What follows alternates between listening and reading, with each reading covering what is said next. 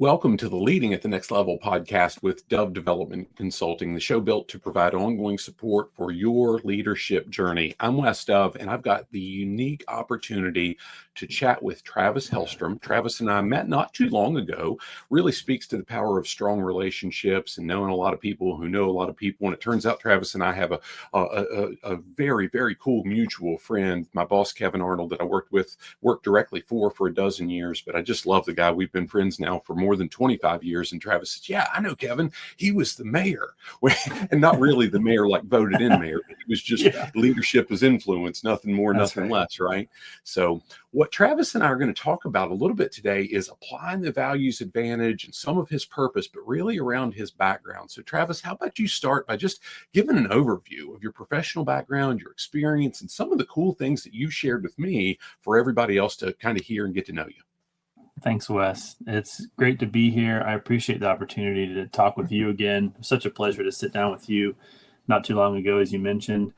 I think my background, I mentioned this to you when we talked as well. I kind of think about safety patrol back in elementary school as one of the first times I got a chance to practice service and leadership and think about that as something that I wanted to do. And when I thought I would start by going into the police. I was a police explorer when I was young. I was a Boy Scout and then an Eagle Scout. And I ended up going into the Peace Corps, actually, once I graduated college. And Peace Corps was one of those places where I had an opportunity to meet some Peace Corps volunteers before I went into Peace Corps service. And they were the kind of people I wanted to be. They were out in the community helping people in Costa Rica, where I volunteered for a couple months. And I just loved how they looked at the world and the kind of projects they were helping support and the way that they helped the communities they were in. So my journey kind of starts in Peace Corps, my professional journey. And from there, I had a chance to do work with benefit corporations. They're also called B Corps. Some of the companies people know are like Ben & Jerry's or Patagonia, who kind of famously says, don't buy this jacket. Companies operate in a different way than traditional, just for-profit, that's all we're here for is to make money. B Corps talk a lot about the environmental impact they make, the community impacts they make, and inside their workforces, like King Arthur Flour that I had a chance to work with. They have an incredible focus on the baker, the people in their community they work with, but also the people in their company itself. I had a chance to be a graduate school chair at Marlborough Graduate School up in Vermont. Was a professor there and talked about leadership and management. And since that time, I've worked with a couple different organizations and companies across leadership and management work, strategy work, and recently digital reputation work and how AI is changing things on the digital landscape. So how do you show up online? How does your reputation precede you online? And what are the ways that you can make an impact and help people all across the world now through the resources that we have? So I think my purpose and my values have always centered around service to others. And along the way, for me personally, I think about 5 values for myself: happiness, simplicity, love, authenticity, and service. And those have guided me for the past 15 years and continue to be something I think about all the time. So happy to be here with you and talk about all the exciting questions that we have to share together. Well, cool, Travis. You actually touched on the next question too and kind of knocked that out. And I really appreciate that, because when we sat down a week or so ago, you had read most of our mutual friend had loaned you a copy of Leading with Clear Purpose, and you'd read a lot of that. My next question was going to be, what's your purpose been? But you've shared a lot. So I'm going to go off script a little bit. You mentioned being an Eagle Scout. And prior to this conversation, I didn't realize that I was a Boy Scout, but I never made Eagle. And transparently, Travis, one of the biggest showstoppers for me, other than beer and girls and working, was I had this thing called a 500-word essay that I needed to write for my environmental science merit badge. And I just couldn't find the time or the capacity to write that stupid essay. And it's funny because you're an author. You've written a number of books, I think a dozen, and we'll talk about that more in a little bit. And I've written now, almost done with the 4th manuscript, and wrote a bunch before then and so on, but it's just part of who we are and what we do. And I think back to that whole, gosh, something that stupid kept me from becoming an Eagle Scout. But it's part of who we are. So congratulations on the Eagle Scout part. That's few and far between. I think you're right. When we go back to, and I encourage, high schoolers, typically people are in Boy Scouts are in high school age. For me, service showed up a lot of ways in high school. I was able to volunteer with a lot of different organizations. And you're right, you never really know what the things are that are going to be challenging for you. For me, like the swimming merit badge was the hard one. And I just kept kicking my legs every time my head would go in the water, and they'd say, do it again, dive again, dive again. It took forever at summer camp. But I think, the project itself for Eagle is a big one. But I was talking to a young man who's actually working on his Eagle Scout project right now. And I said, pick something that you love that you're going to be excited to talk about for 10 or 20 years, because people are going to be asking you like, oh, what'd you do? And so I think people don't realize the stuff that's making a big impact for them. And I'm sure you have scouting stories too about the ways that it's changed you and how it's helped you become the person that you are. You never really know what those things are, but by giving yourself to them and really applying yourself fully, I think we can do amazing stuff that we might even shock ourselves, what we're capable of. Absolutely. Absolutely. Now, I love what you just said about talking with a kid that's in high school about finding something they love. So years later, they can talk about it and it's fulfilling and so on. And that really taps into helping them find that purpose, but it's going to evolve over time. Our purpose isn't going to stay the same. It's going to grow. It's going to change. It's going to increase in the scope and the reach and so on. With your background and the purpose as your foundation, maybe share a little bit about that professional journey and where you're at today and who you really look to serve and what that looks like. That's a really good question. I think service at the heart for me has helped me get a little bit more clarity. I can't even think of the authors right now, maybe some of the ones you've talked about in your books that say, instead of asking, what can I give? I think there's the question of how can I serve? Who can I help? And I think it turns things around. We're in a society now that it can feel a little bit discouraging when you see people just say, make more money, be more famous, me, me, me. And service turns that around and says, who can I help? What can I do today? And it might be small. Maybe it's my son or my wife or my community member down the street that I'm helping with something. Mother Teresa had a quote that I love. She said, you can make a difference in the world. Start with the person right in front of you. And it's just this big idea that we might have about how we want to make a difference, but the person right in front of you needs your help too. And so for me, in terms of career advice, I think what I've found that's worked well is to truly care deeply about the people that are right with me. And in Mongolia, that was there. I ended up working in Mongolia and helping a young man named Minde. We worked on a company there together and helped it become the first B Corps in Asia at the time. He's done some amazing things since then. My journey, I feel like, is those relationships evolving over time, and you never know who you're going to meet and how you might be able to help them. And then obviously they help you too. That there's a back and forth that happens when you help someone. They immediately, I think most of the time, want to respond with the same thing. And so there's a chance to maybe do a new project or a new company or something together. But in that way too, it hasn't been a linear journey for me. It's kind of gone here and there. I've done things I didn't expect, but it's also led to a life that I feel really happy about. And what you and I talked about too is how when you live with your values as a compass for your life, you don't always know what the picture of your life is going to become. But if those values stay strong and you can look back at that and say, yeah, my life is those things, for me, those 5 things I mentioned, then I think that leads to a type of personal happiness that's very fulfilling and very satisfying. Even though it might not look a certain way, from the outside, or you might not get to the place that you thought you were going to get to. I think I had no idea what was even possible, how many opportunities there were, the kinds of jobs that I might be able to take on. So I don't think you can always look forward and predict the direction things are going to go.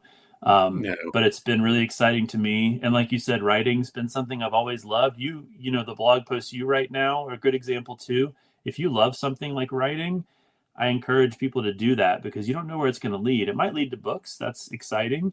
But it might just lead to career opportunities, projects, helping people. It's never been easier to share great writing with people all around the world. Yeah, I'll add. I want to go back to something that you just said. It really tweaked or sparked something with me. But before I do, I've got to say I'm not going to pretend like I enjoy writing. It's part of what I've got to Mm, do, and I've had to develop an incredible amount of discipline to make sure I do it. But the reality is, the end result I do enjoy. The yeah. process, not always. So Hmm. now you mentioned the reciprocity that's involved Hmm. in if we serve other folks and they want to give back, and that's 100% correct. There's actually a chapter in the book that I'm almost done with the manuscript about leveraging leadership growth, about return on investment from relationships. But a reality with that is sometimes the relationship doesn't give back, right? Hmm. But there's a book that I read a couple of times, probably should read it more, where there's a part that says, as you sow, so shall you reap. Hmm. And I remember telling a boss about 10, 15 years ago, it wasn't Kevin, it was actually a boss after Kevin. And he says, Wes, I can't give you much of a raise this year, but you're working great. You're doing all these great things, but I can't give you a raise. And I said, that's okay. I read, as you sow, so shall you reap. And your name's not in that book. And he didn't laugh. You're chuckling right now at that. He didn't, but I wasn't wrong. Yeah. Because Yeah. it comes back wherever we set things in motion, that good stuff comes Yeah. back when we serve. And that's part of leadership responsibility. It's not being in charge, it's about taking care of who's in our charge, right? Mm. So with that said, you've really teed it up for the next question I want to ask you. You've talked about values a couple times. What's one of your core values, and how do you work to make sure that you're modeling that daily so everybody that you interact with, your team, your clients, the community at large, really feels that value in every interaction they have with Mm. Well, as I mentioned, for me, the five are happiness, simplicity, love, authenticity, and service. And what I love about those five for me is that I can focus on any of those five and it's going to feel good. And, um, I think love, even though I have it third on the list, it's one of the ones that is most action oriented. Happiness can be, for me, I'm an introvert. Happiness can be me sitting in my office reading a book. Simplicity can be me organizing my bookshelf and keeping things nice and simple. But love, you need someone else. You need something else. Like, you need to be able to practice it. So I think you can love yourself and care for yourself, but I think truly love is one of those things that shows up when you're interacting with somebody, maybe someone brand new, maybe someone that you see every day, all the time. And so there's a couple books I've loved recently. Love and Business is one. And I think it's hard. A lot of people feel like you can't show up as your full self at work. You have to put on a certain amount of armor and say, like, be defensive when you're a professional, and not show up with love, because you will be taken advantage of. You'll feel vulnerable. You just mentioned at work, feeling like sometimes you sow seeds, you put your effort in somewhere and you're not sure that it's going to be reciprocated. You don't know that you're going to get anything back. But I think the question of, what if I don't show up with love? What if I change who I am and I'm not authentic to the kind of person I want to be? I think that's the greater risk. And it's true, people will come along who don't reciprocate. There's a book called Give and Take by Adam Grant that I like, and he says generous tit for tat is what the research shows is the best way to do kindness or generosity. You give one thing, you don't get anything back. You can give one more time, but that's it. So you don't just keep giving over and over and over and you're not getting anything in return. But it's okay to be generous, to be the first one. you. And there's a lot of research on that. There's economic theories based on that. But I think in general, for me, the feeling of, I'm going to love first and try to care first, and then see what happens, and who reciprocates, who gets fired up and excited, who gives me back way more than I even gave. And I'm like, whoa, hey, let's see where this goes. But I think that's a big one for me. And it's tough. In the professional world, it can feel like you're wearing your heart on your sleeve, but I think it's turned into great things in my life and helped me surround myself with great people. I'm counting you among those people who, a friend of mine trusted me enough to introduce us to each other. So it keeps going. I think that's how trust works. Mhm. And then we meet wonderful people and we try to help each other and do great things. Yeah, in that scenario that I referenced where I said, "Hey, your name's not in the book," that was one of the things. I wasn't willing to compromise my integrity and not do the best I could absolutely do. What I was willing to do over time is find somewhere that it was appreciated so I could make a bigger impact on more people. Exactly. And I remember I gave notice. I accepted another position several months after that conversation. And I gave notice, and that particular person's boss calls me in and he kind of scolds me and says, "This is the biggest mistake you're ever going to make in your career." And gosh, Travis, I look back on that and it was the best decision I've ever made in my career. Not immediately, but over time, one thing led to another, because when you do the right things, good things come back somewhere. Now, you've got a unique opportunity with this next question.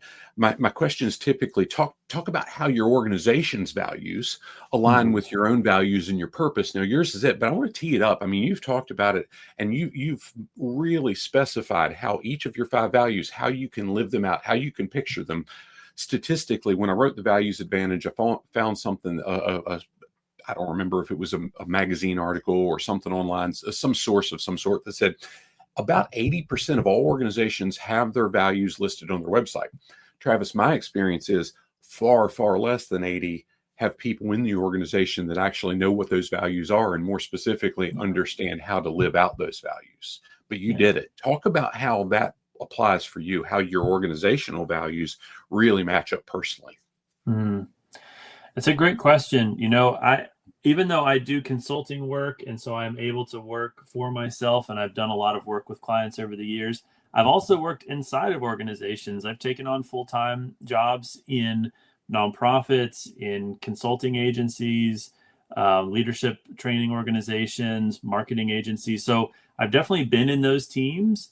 And there are times when I feel like I can show up with my values really clearly, and I know what mine are, and I'm trying to articulate what those organizations are. But I think you're right. In my experience, it's sometimes been hard to either articulate them because they're not there, clarify them because I'm working with the leadership to try to create them. And sometimes the leadership, isn't on the same page. I've been in organizations where they would say, we're not here for that reason. We're here for this reason, and when that becomes really clear, then you have to make a choice of, is this the right place for me or not? And some of the people I admire often say, just leave that job. There's other places that you could go. And to your point, one thing that I appreciated you told me before is that you've had mentors tell you, apply for different jobs every year, just for the practice of knowing what you can do, getting that exposure, but also realizing that I'm a very loyal person, so often I can get very comfortable in a certain place and feel deeply about a team and really be interested in staying. But for your own growth, for opportunities for yourself, it's important to realize there might be other places you could be that are even better and are going to help you blossom even more as a leader, as a person. So I will say that I've felt grateful to work for myself at different times in my life.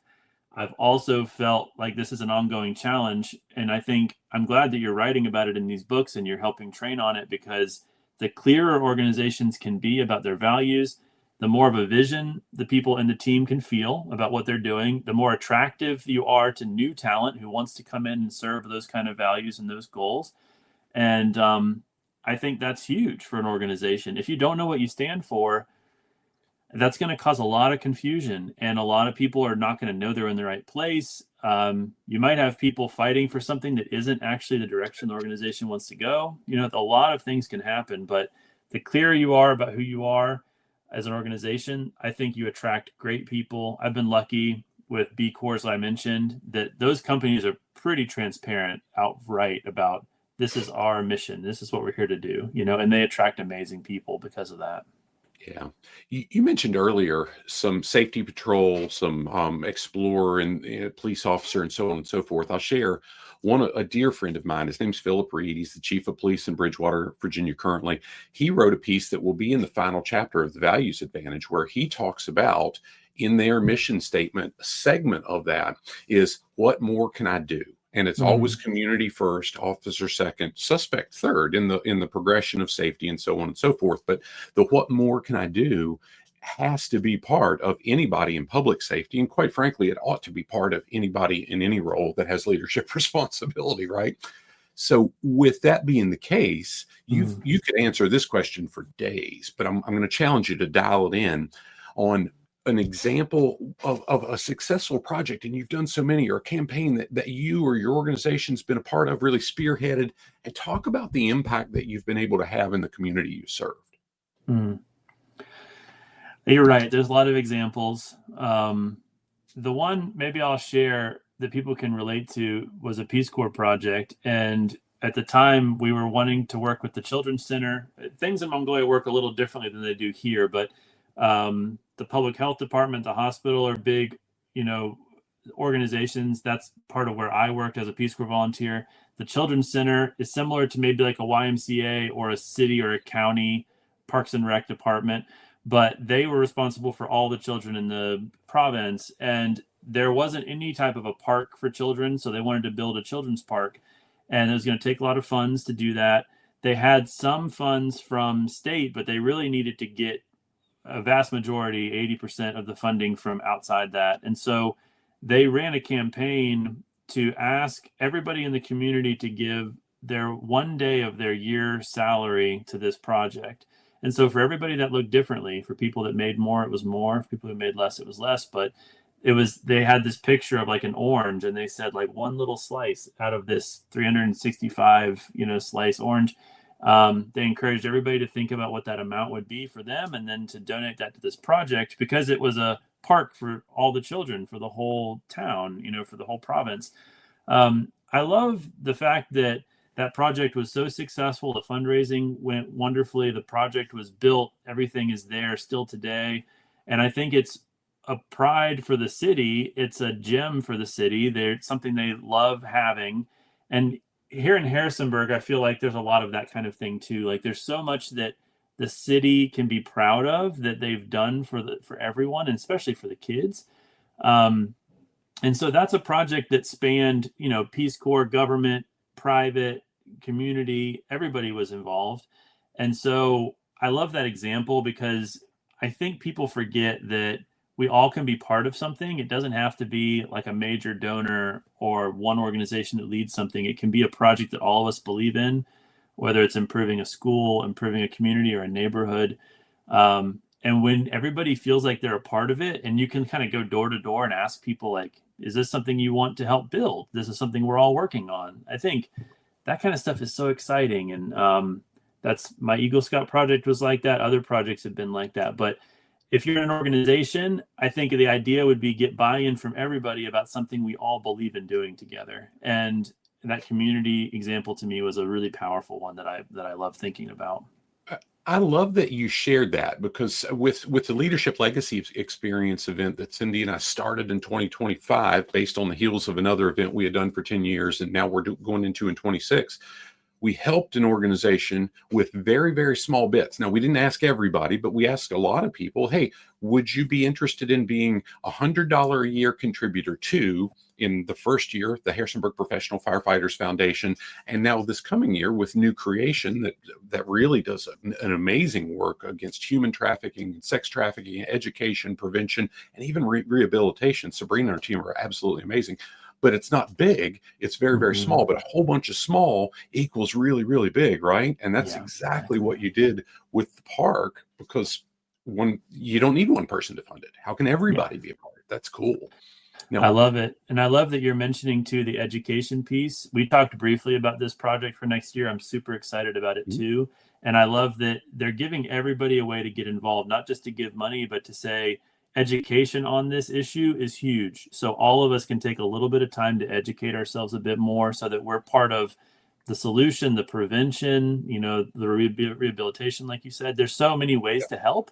And if these organizations help us picture ourselves as part of the solution, what a gift.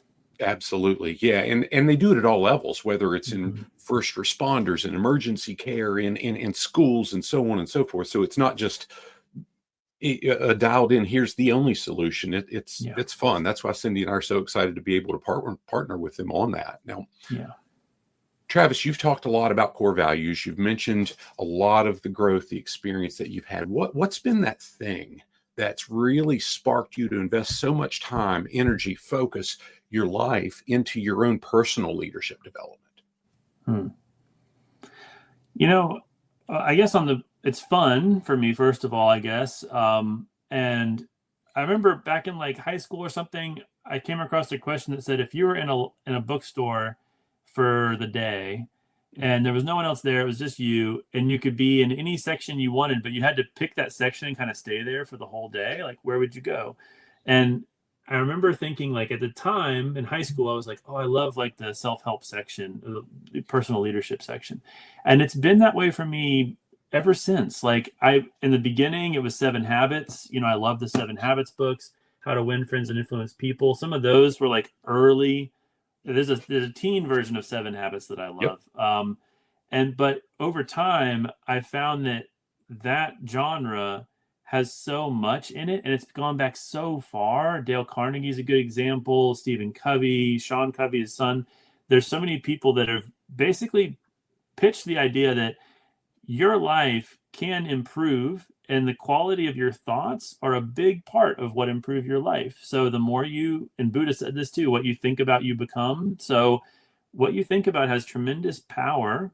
And meditation, and for me, has been a huge thing. So the idea that you can quiet your mind and that you are not your thoughts also is a big thing, separating yourself, your soul, from your thoughts, which can be habitual and can lead you down certain paths that you might not even want to go down. It's been fun for me. It's been a gift for me. It's something that I love deeply. I read books, on those topics all the time. And I think I've met people like you who I enjoy talking about these things with quite a bit. And so maybe my encouragement to people would be, find things that you love that are just so much fun that you want to do it. There's all different angles on personal development. And the ones I mentioned are maybe a certain type, but there's all different types. And the fitness side, the meditation side, there's so much. So that's been a huge thing for me. It's given me a lot of hope. A lot of my books I've written have kind of built off that genre. Ben Franklin, Abraham Lincoln, Gandhi are people who I think exemplify this idea of you can improve your life and improve others' lives by focusing on the quality of your thoughts, calming your reactions, and being more proactive in your thinking and in your leadership. There's so much to learn from those individuals, but there's so many people that inspire me. I've made a list on my website with like links to places you can read more about them or learn more about them. Like, there's just so many good people out there. So I think that's been my journey. Yeah. Now, you mentioned your website. So wherever you're accessing this, in the show notes is a link to Travis's website, travishellstrom.com. There's also a link to the other organization that Travis was a founder of, advancehumanity.com, right? That's in the show notes as well. And Travis, I'm going to go ahead. I was going to save it for last, but since you mentioned some of the quote books, and I've got the copy of your Ben Franklin book of quotes in front of me that you wrote such a special note in. Thank you for that. Talk to me specifically about Ben Franklin. What were the things that really inspired you, that you learned in the process of putting that book together, that really moved the needle for you? There's an amazing PBS documentary about Ben Franklin that I encourage people to check out. I think you can find it online for free. And I watched that a long time ago and loved it. I think I was in the Peace Corps and rewatched it again.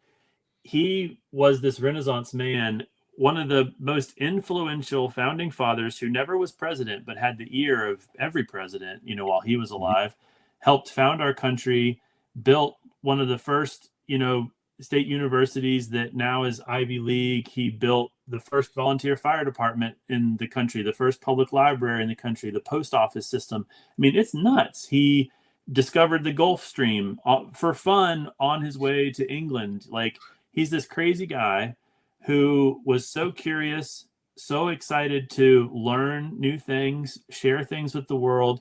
And so he was this amazing, and it reminds me of Einstein. Einstein has said, I'm not smarter than anyone, but I am more curious than anyone I've ever met. I think that's what Franklin had going for him too. Franklin also had his 13 virtues. Every week he would focus on a new virtue and practice something. He had a list of them. So you can go in the book. I have that as the opening to the Ben Franklin book. Mhm.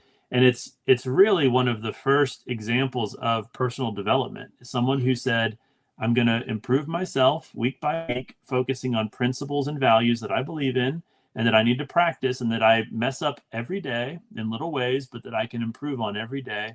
And so he treated his life as this canvas that he could just make small little brushstrokes on every day and improve himself every day. And so he's just this amazing guy. And I think if he were alive today, he would be thrilled by the amount of things that he could learn and do. And he did say, one of his last quotes before he died is, he said, my only regret is that I died in this century and I couldn't live to see the next century and all the amazing advancements we're going to be having. And I think he would be astonished, but also not surprised by the amazing things that have happened since he died. But he would be one of those guys trying out all the new stuff, learning all the new things, and probably inventing a ton of new things. So amazing guy. I think we have people like that all the time that live around the world. Luckily, opportunity is getting spread more and more globally. So someone who is brilliant and living in the middle of nowhere can get access to education, communication with people, sharing the things they're learning. So I think we're in a golden age of opportunity in terms of technology. But, Franklin is such an inspiration to me. And so I love having written that book and share. The goal with these books is to share the wisdom of these people in the simplest form possible, not a long form biography or a really huge book to read, but the simplest quotes that help you tap into answers to questions you have about family, leadership, all kinds of different things. So Franklin's huge for me. I know you've enjoyed writing about him too. Yeah, I did a segment of a lesson about him a while back, and it touches on some of the things. I won't go into it because you shared such good stuff here. I'm not going to try to even compete with that. That was so cool. Yeah, it was just wow. I enjoyed learning about him because I had the picture in my mind of this old man with his bifocals flying a kite, but there's a whole lot more, right? Now, Travis, I love that you said, hey, I do this in short form. A couple weeks ago, somebody invited me to be on their podcast, and they said, Wes, what do you read for fun? And I said, I don't. I don't like it. I don't like sitting still. Reading it, I've got to have something that gives it to me, and it needs to keep my attention. And that's why I fell in love with John Maxwell and Stephen Covey's and the Dale Carnegies and the Napoleon Hills, because I could use it. I could apply it. Yeah. And the Franklin, the quotes especially, how do I internalize it in quick settings? I just love that you did that. So it was, sitting still is not my friend. Where you said, hey, I could just sit and read. I can't, man. I'm chomping at the bit. What more can I do? And how fast can I do it? And we're all wired that way, in different ways, right? Yes, right. Now, I'm going to ask last question. I'll ask formally, and we can open it up, and you can touch on anything else afterward. What advice would you give someone young, starting off in their career, maybe not young, but looking to grow into leadership? And I want to differentiate that. I'm not talking about somebody that wants to be a supervisor or manager, because that doesn't equate to leadership. Leadership is having influence that they can make a positive impact on the people around them. What's that advice that you would give somebody to earn that leadership influence to be successful? That's such a good question. I love that you're defining it that way, because it brings it back down to the basic level. Think about especially for younger people, I would encourage them to draw some circles. There's the circle of your immediate family that's around you, the people you see all the time. There's your circle of your friend group. I've done this throughout my life. Take a piece of paper, draw these circles, and put the names of the people, and draw that circle out of your friends, your close friends, then the next group out of people you're friends with, but you don't see that often. But these are literally your circles of influence, and they grow out of the people you see all the time to people a little bit, and so on. I think we forget about the influence we already have. We have tremendous influence already, and there's that quote, you're the average of the 5 people you spend the most time around. They are also the average that includes you in their number, right? So you're helping other people improve their lives by being in their life. So you already have tremendous influence, whether you know it or not. Covey talks, this is probably where I got it from. I think in the Covey book, he talks about these levels of influence. So you're already a leader in your life when you think about the people that are closest to you. But when you start to be more aware and present to the fact that you have influence on this greater circle too, then you can start to plug in and say like, well, yeah, I guess I am part of like the PTA, but like I'm not one of the, voted in members or whatever, but what could I do this month or this quarter or this year that is one thing that helps that group if I care about that group and I want to make a difference? Or, I know we talked about organizations throughout our community that we want to engage in. I think I've been blessed in my life, whether it was Police Explorers, Boy Scouts, the city council. I was involved in so many different organizations, but they're all just different ways to engage with your community and meet different people, provide different support. Sometimes it's just sharing something that they've posted and letting people know like what's going on.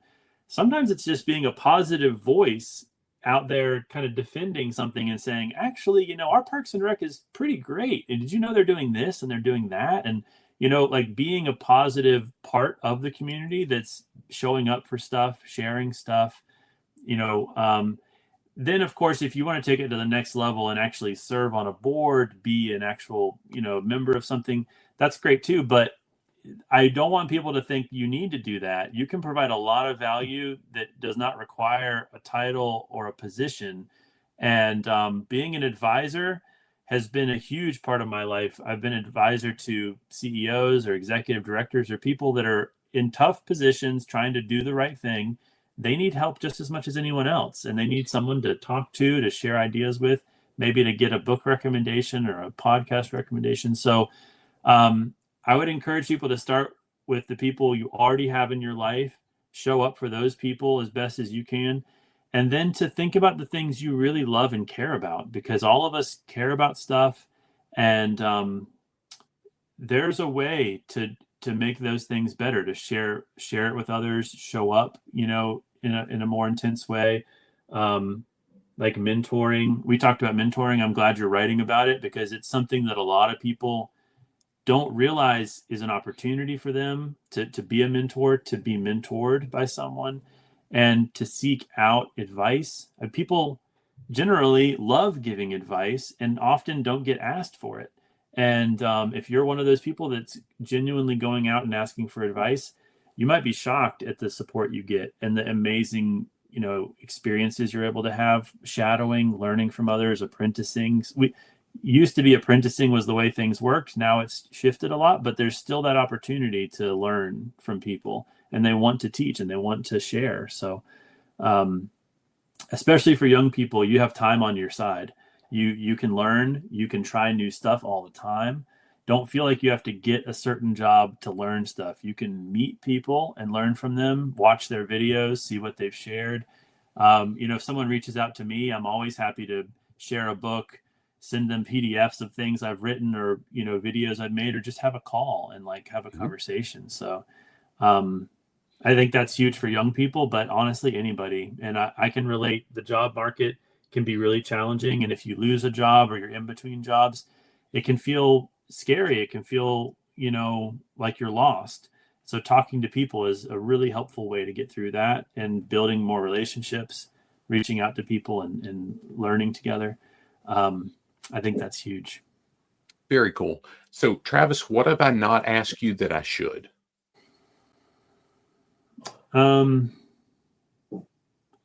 You said something to me that's really stuck with me, Wes. You said, I want to be a blessing.